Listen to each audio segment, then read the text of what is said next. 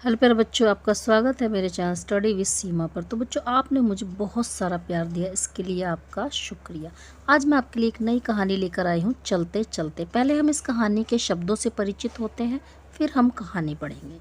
चलिए, ये बच्चे आपको यहाँ पे शब्द दिए हैं। यहाँ पे आप अगर शब्द को जानते हैं तो आप यहाँ पर टिक मारिए। अगर आप नहीं जानते हैं, समूह में जाना, तो यहाँ टिक मारिए और उसके बाद आप यहाँ पर अर्थ लिखिए। तो चलिए शुरू करते हैं। पहला शब्द है आपका गहरी।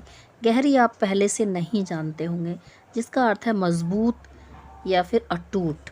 क्योंकि इस कहानी के जरिए गहरी शब्द का यही मतलब बैठेगा बच्चों, क्योंकि उसमें कहानी में क्या दिया था कि गहरी दोस्ती, यानी कि अटूट, ना टूटने वाली दोस्ती। रोज शब्द को भी आप पहले से ही जानते हैं, जिसका मतलब है प्रतिदिन या रोज़ाना, जो कार्य रोज़ाना होता है। रेहड़ी, रेहड़ी शब्द को भी आप पहले से ही जानते हैं। ठेलों की गाड़ी जो होती है उसको हम ठेला कहते हैं। फलों का राजा, फलों का राजा शब्द भी आप पहले से जानते हैं, आम। नजरे, नजरे शब्द भी आप पहले से जानते हैं, निगाहें, या फिर आप कह सकते हैं आंखों से देखना। गड़ाए, गड़ाए शब्द आप पहले से नहीं जानते होंगे, जिसका मतलब होता है घूरना, बिल्कुल उसको लगातार देखते रहना। किसी भी चीज़ को आप लगातार देखते हैं तो कहते हैं हम घूरना। खुद, खुद का मतलब भी आप, खुद शब्द को भी आप पहले से जानते हैं, जिसका मतलब होता है स्वयं, अपने आप को ही कार्य करना। संभाल, संभाल शब्द भी आप शायद नहीं जानते होंगे, जिसका मतलब होता है ध्यान से रखना या फिर हिफाजत से। धड़ाम, धड़ाम शब्द आप अच्छी तरह से जानते हैं, पिछली कहानियों में भी आया है ये, जिसका मतलब होता है किसी भी चीज़ का धम से, आवाज़ के साथ गिरना। ठहाका, ठहाका शब्द भी आप पहले से जानते हैं, जोड़ कहानी पढ़ते हैं। कहानी चलते चलते आपकी किसने लिखी है, हम इन लेखक का नाम जान लेते हैं। ये देखिए बच्चे, कहानी चलते चलते आपकी तरुण भसीन ने, ये कौन से पेज पर है आपके? 96 पेज पर कहानी है आपकी ये। तो चलिए अब हम कहानी शुरू करते हैं। दीपू, पूनम और निहाल एक साथ स्कूल जाते हैं। तीनों में गहरी दोस्ती। हर दिन की तरह आज भी तीनों स्कूल के लिए निकल पड़े। रास्ते में उन्हें फलों की रेहड़ी दिखाई दी। रेहड़ी पर तरबूज, लीची, अंगूर, जामुन और केले सजे थे। फलों का राजा आम भी था। आम देखकर दीपू के मुंह में पानी आ गया। वह आम पर नजरें गड़ाए आगे बढ़ा जा रहा था। तभी उसके पैर के नीचे केले का छिलका आ गया। दीपू खुद को संभाल नहीं पाया, वह धड़ाम से जमीन पर गिर गया। यह देखकर पूनम और निहाल ठहाका लगाकर हंसने लगे। तो बच्चों देखिए, इस कहानी में आपको ठहाका लगाकर हंसना और दूसरा मुंह में पानी आना, ये भी एक मुहावरा है। पिछली कहानी आप देखिए जाकर के चैनल पे, आप देखेंगे कि ये मुहावरा आपकी 2-3 कहानियों में यूज हुआ। इस कहानी में क्या होता है कि 3 दोस्त होते हैं, वो तीनों स्कूल के लिए तैयार होके जाते हैं और रास्ते में जब वो फलों की रेहड़ी देखते हैं, की नज़र फलों की रेहड़ी पर पड़ती है। उसको आम बहुत पसंद होता है, वो आम पे से अपनी नज़रें नहीं हटा पाता और तभी उसके पैर के नीचे केले का छिलका आने की वजह से वो गिर पड़ता है और उस पर दोनों दोस्त ज़ोर ज़ोर से हंसने लगते हैं। तो बच्चों, उन दोनों दोस्तों ने उसके ऊपर हंस के क्या अच्छा किया?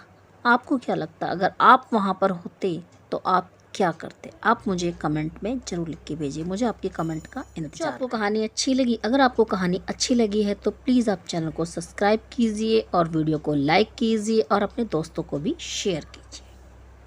और हाँ, जो बच्चे चैनल पर नए हैं, आप चैनल पर जाकर के पिछली वीडियो भी देख सकते हैं। तो चलिए अब हम करते हैं इस चलते चलते कहानी का अभ्यास का। प्रश्न नंबर 1, रेहड़ी पर कौन कौन से फल थे? आपने कहानी में देखा कि रेहड़ी पर बहुत सारे फल थे।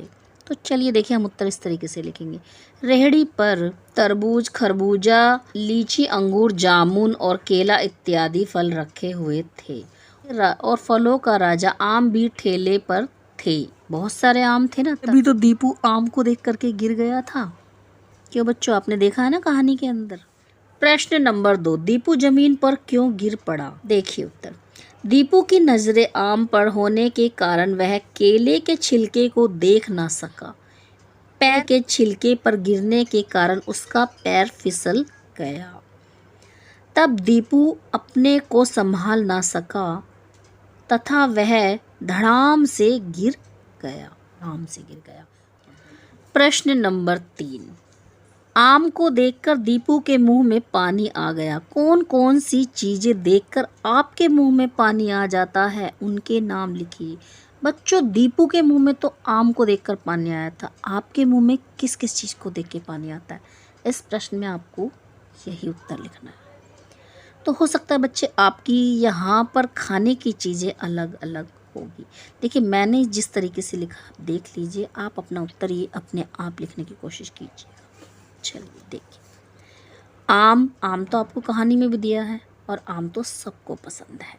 संतरा, इडली सांभर, समोसा, आम का अचार, इमली, आइसक्रीम, केक, जलेबी और बर्फ़ का गोला। बर्फ़ का गोला देखते ही बच्चों आपने देखा होगा कि आपके मुंह में पानी हो जाता है, पानी आ जाता है ना, कंट्रोल नहीं कर पाते आप अपने आप पर। केक को देख के भी यही हालात होते हैं बच्चों।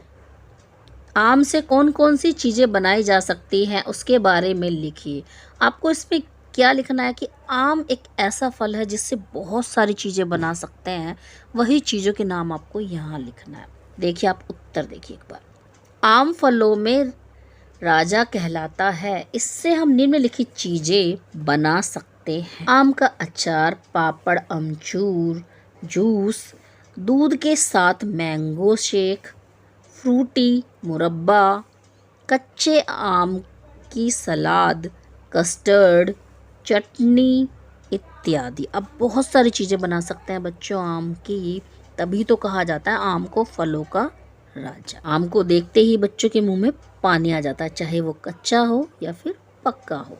तो चलिए बढ़ते हैं हम आगे प्रश्न की तरफ। प्रश्न, अगर कोई गिर जाए तो हमें उस पर हंसना चाहिए? यदि हाँ तो क्यों? नहीं तो क्यों? आप ये इस प्रश्न में लिखिए। देखिए बच्चों, अगर कोई गिरता है तो हमने देखा कि कितनी बार ऐसी सिचुएशन होती है कि हमें हंसी आती है, और कितनी बार ऐसा होता है कि हम हंस भी नहीं पाते, क्योंकि कोई व्यक्ति इतनी तेज़ी से गिरता है कि उसको बहुत चोट लग जाती है, और तब हम वहाँ पर हंसते हैं तो उस टाइम पे उस इंसान को भी बुरा लगता है और आसपास के लोगों को कि देखो ये लोग तो उस पर हंस रहे हैं। तो बच्चों, हमें थोड़ा सा यहाँ पर ध्यान रखना चाहिए कि हमें कहाँ हंसना है और कहाँ नहीं हंसना चाहिए। देखिए, मैंने उत्तर किस तरीके से लिखा। हमारे सामने अगर कोई गिर जाए तो हमें उस पर हंसना नहीं चाहिए, क्योंकि कभी कभी गिरने से ज़्यादा चोट भी लग जाती है। हमें उस गिरने वाले व्यक्ति को उठाकर उसकी मदद करनी चाहिए। उस समय उसे बुरा ना लगकर अच्छा महसूस होगा, क्योंकि अगर आप देखेंगे किसी इंसान को गिरने से उसके पैर टूट गया, तो आप अगर वहाँ पर हंसेंगे तो उसको कितना बुरा लगेगा। वहाँ पर आपको पहले क्या करना चाहिए, उसको जा कर के उठाना चाहिए, पूछना चाहिए कि आप ठीक हैं, आपकी चोट ज़्यादा लगी है या कम लगी है। अगर चोट ज़्यादा लगी है तो आपको क्या करना चाहिए, उसको उठा करके हॉस्पिटल या फिर आसपास डॉक्टर के पास लेके जाना चाहिए, ताकि उसकी मदद हो सके। आशा करती हूँ कि बच्चों ये वीडियो आपको बहुत अच्छी लगी होगी। अगर आपको वीडियो अच्छी लगी है तो वीडियो को लाइक। तो मिलते हैं बच्चों फिर से एक नई कहानी में। थैंक यू बच्चों।